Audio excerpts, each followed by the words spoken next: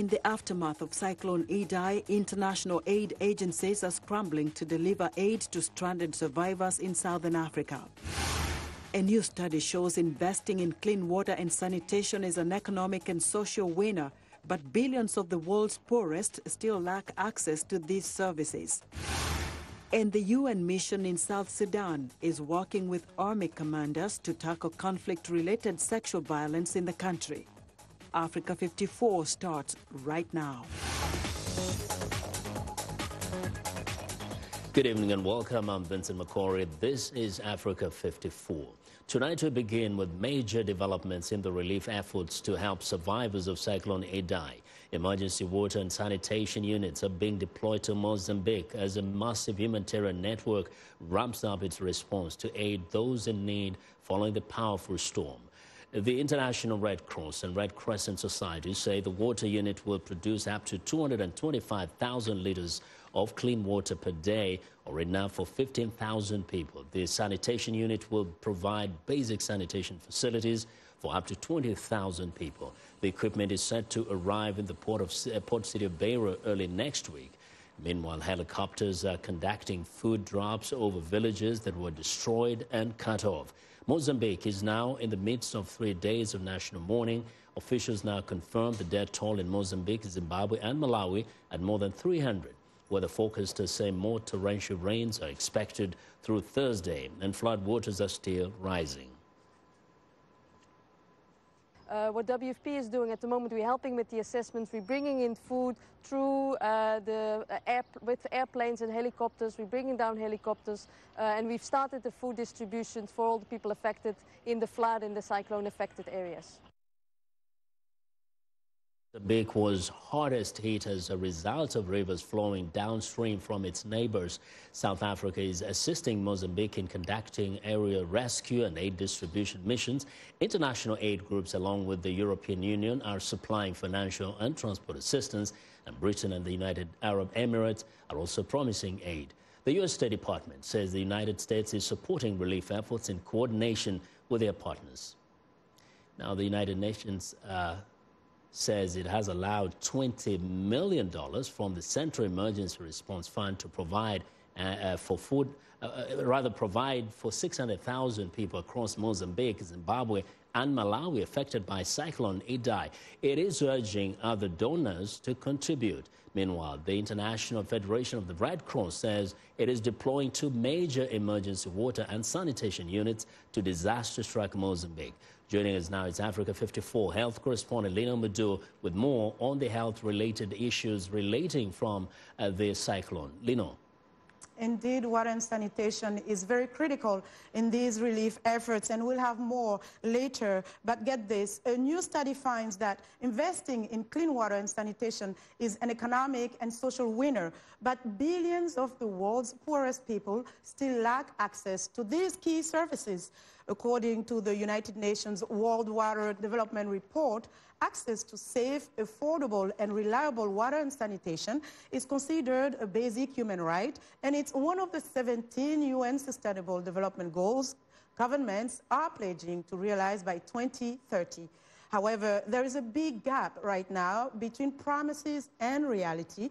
The latest UN World Water Development Report finds myriad groups, including women and sometimes the elderly, can be excluded from basic services. Most have one thing in common: poverty. The report points to 3 broad population groups: the urban and rural poor, as well as refugees and internally displaced people. The researchers say investing in water and sanitation can bring big returns for governments, such as the reduction of healthcare expenses, as well as helping people get out of poverty. One organization aims to contribute in addressing the challenges of water, sanitation, and hygiene, also called WASH, in Africa. Face Africa is a US-based non-profit organization bringing clean drinking water to some of the most remote areas in Liberia. Joining me now from New York is Amy Sinclair, CEO and founder of Sinclair Social and social media director for Face Africa. Amy, welcome to Africa 54. Hi, I'm happy to be here. Thank you for having me. It's great to have you. Listen, World Water Day is coming up this Friday. Talk to us about the issue of water hygiene and sanitation in sub-Saharan Africa, particularly in the region where you work. Yeah, so there's about 350 million people in sub-Saharan Africa who do not have access to safe drinking water, which causes countless illnesses and lots of infant deaths, particularly in Liberia. This is quite an issue for them because of the civil war that they just went through. So there really is very little access to indoor plumbing throughout the entire country. And of course, in the remote areas, there's no access at all. So people are walking maybe 2 to 3 hours to get water back and forth, which means they can't go to school, they can't work, and primarily this is affecting women and children. So FACE Africa has been focusing on alleviating some of these challenges since you've been implemented a few years ago. Talk to us about the scope of your work. Yeah, so FACE Africa has been focused primarily in Liberia and more recently has moved into Nigeria. And we have been able to affect over 150,000 people. We have completed over 100 water projects and also have brought solutions to over 12,000 households in Liberia. And most recently just completely solved the water crisis for the entire county of River Cess, which is quite amazing. They've been doing this work for about 10 years. It was started by a woman by the name of Saran Kaba-Jones, who's Liberian, and decided she needed to help her country. And through her efforts and our amazing host committee, who's really supportive, we've been able to raise money year after year at a gala that we have here in New York City to help bring the whole diaspora together so that we can focus on helping Africa. And it's really important to note that FACE Africa is African-led, and their main objective is to find ways to get the African community, the African-American and Caribbean community involved in helping solve this crisis. 1 in 3 people over there on the continent are affected by this problem of not having access to clean water. And so if you talk to people from the diaspora and from the continent, they have to know at least one person who has this issue. So it affects us all. It does affect so many people. So, Amy, talk to us about the type of impact you've seen. You said that you really challenged yourself and brought up a solution in an entire community by bringing clean water. But concretely, what kind of impact do you see in the lives of mothers, children, husbands? What do you see? Yeah, so I just came back from Liberia and saw the work on the ground myself. And it was quite amazing to see how this has affected plenty of communities. I think more specifically when it comes to education, making sure there's clean water and sanitation and hygiene solutions make it very easy for kids to have time to actually go to school. And when they're in school, they can focus on learning and the country can build. So it also makes it possible so that those who are in the villages who are walking back and forth to get water no longer have to do those things and can do other things. And quickly, in 10 seconds, talk to us briefly about the gala. What is to be expected this Saturday? Yeah, it's going to be an amazing event. We have our honoree Didier Drogba, we have Bozoma St. John, we have Nomzamo Mbatha with us to also help spread the word about what we're doing and also the work that they've been doing. We have about 400 people who are going to come together for this event, and we are sold out. And I think the main objective is just to raise awareness. Fantastic. All in the support of WASH. Thank you so much, Amy, for joining us today. And that was Amy Sinclair. She's Social Media Director for FACE Africa. Now, joining us live via Skype from Brazzaville in the Republic of Congo is Dr. Tierno Balde, Team Lead for Operational Partnerships with World Health Emergency Program of the World Health Organization Africa Region. Dr. Balde, welcome to the program. Thank you very much. My pleasure. Talk to us about some of the health challenges that are being experienced by communities after this cyclone that hit 3 countries. Yeah, thanks very much for the opportunity. Definitely, the cyclone has been really devastating in Mozambique, but also in the other country which has been affected. And has been materialized by a lot of deaths and also so many people who have been injured and many people who do not have access to basic health services. So this is the current situation. I mean, it's quite difficult to get access to the most affected areas, but at least at this time, we've been able to deploy some of our colleagues who are doing a more in-depth assessment while we are also organizing urgently the response on the health aspect of these emergency. So after the assessment, it is still ongoing, but what do you see now in terms of the most immediate challenges? Yeah, it's about people who have been injured, as I was saying. So trauma care, people who need to be taken care of, to be healed for these injuries that they're facing.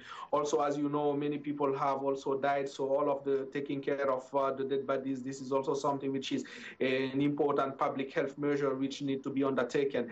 And continuing in providing also direct healthcare services to the people who have been affected, because many health facilities has been affected, many health facilities has been destroyed. So how all of these people can get access to healthcare services, those are really the things which are really happening on the ground there. And if you just allow me, the WHO regional office was able to ship already over the weekend, the past weekend, some of the kits that we are providing for providing healthcare services to these people for around 10,000 people for the time being, but obviously additional also support is coming.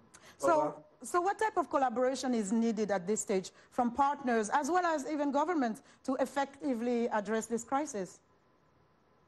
No, I think this is a major emergency, a complex emergency, which require also collaboration, major collaboration. So this is not only a job for WHO, but different partners are working on the ground. You have all of the organization in charge of the search and rescue, which are currently on the ground. We have the people who are providing the food to the affected population. The water issue, I was just listening to you. So the water issue is also another major point for avoiding the propagation and the occurrence of outbreaks of diseases, infectious diseases such as malaria, or also malaria and cholera. So all of those elements are really important. So all of the partners are working hand in hand, for addressing the needs of this population. Today we had the regional call with all of the regional directors, focusing only in Africa, for trying to establish what are the priorities and then to move forward on rolling out those priorities in those countries. Dr. Balde, thank you so much for joining us and give us an update on the situation on the ground. We appreciate your time. Thank you. My pleasure. And that was Dr. Tierno Balde. He is the team lead for operational partnerships with World Health Emergency Program of the World Health Organization Africa Region Office. And that's our health report for today. To stay in touch, find me on Twitter at Lenore Madou. Vincent, back to you. Well, thanks a lot, Lenore. I'll be sure to watch Lenore Madou's health reports every Tuesday and Thursday right here on Africa 54. We want to know what you think about Africa 54 and the stories we covered. Join the conversation on Facebook. The address is Africa 54. We're also streaming our show live on Facebook, so check us out and share our show with your friends. Find me on Twitter at VOA Vince McCory. Coming up, the United Nations is working with South Sudanese military to stop conflict, sexual violence. But first, here are Thursday's headlines.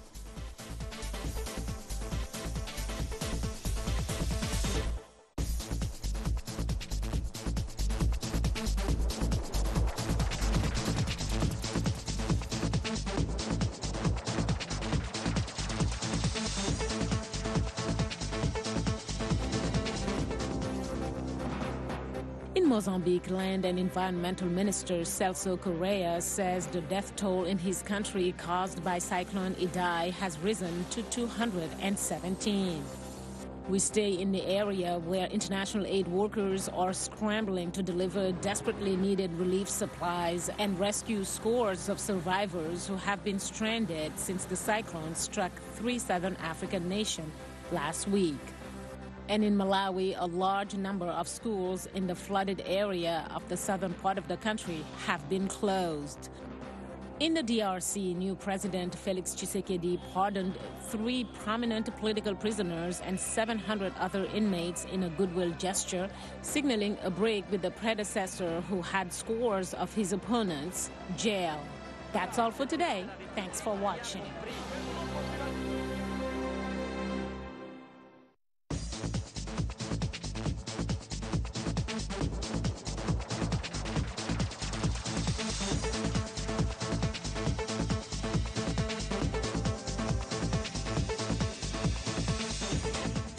The United Nations mission in South Sudan is working with army commanders to tackle conflict-related sexual violence in the country. At a workshop organized by the mission, discussions were on eliminating the abuse of women and girls, which has been endemic since the civil war broke out in 2013. We get more in this report by Channels Television.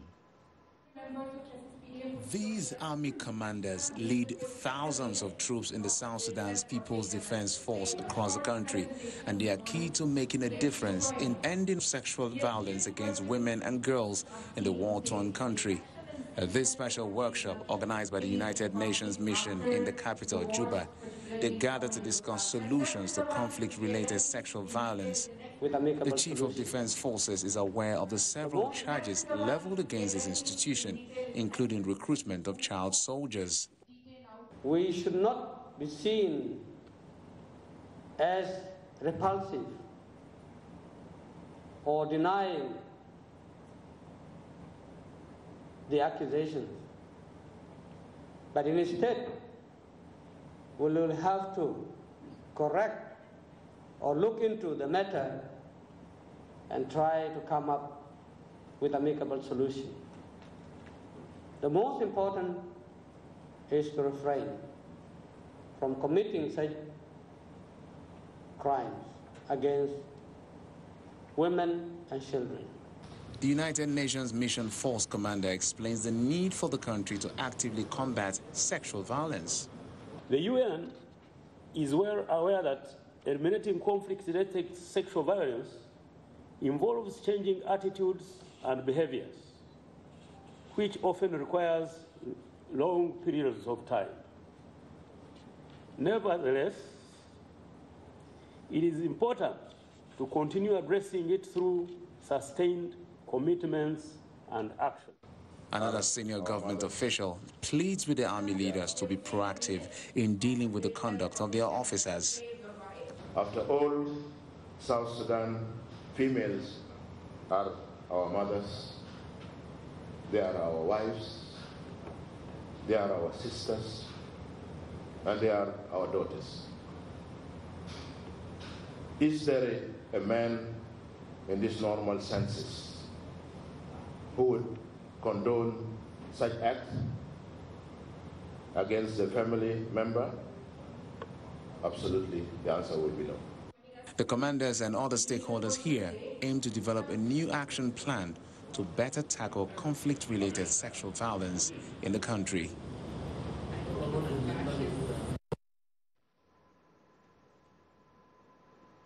Well, that report by Channels Television in Lagos.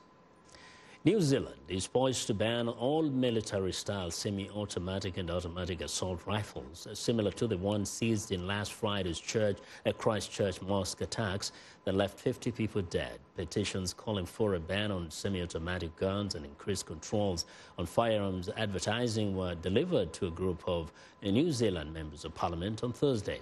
The co-leader of the Green Party says 70,000 people have already signed the petitions. Parliament is expected to approve the ban next month. The ban also includes high-capacity magazines that can hold multiple rounds of ammunition and accessories that can convert ordinary rifles into fast-acting assault rifles.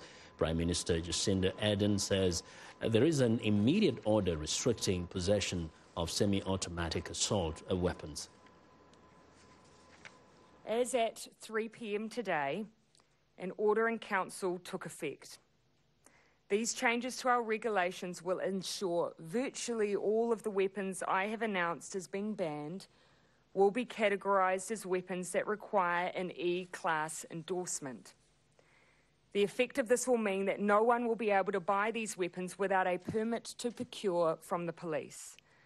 I can assure people that there is no point in applying for such a permit. New Zealand Police Commissioner Mike Bush is urging owners of semi-automatic assault rifles to move quickly in surrendering their guns. Obviously, the detail means that people who were, prior to 3 p.m, lawfully in possession of firearms such as semi-automatic assault rifles are no longer lawfully in possession of those firearms due to the categorisation or the change in categorisation.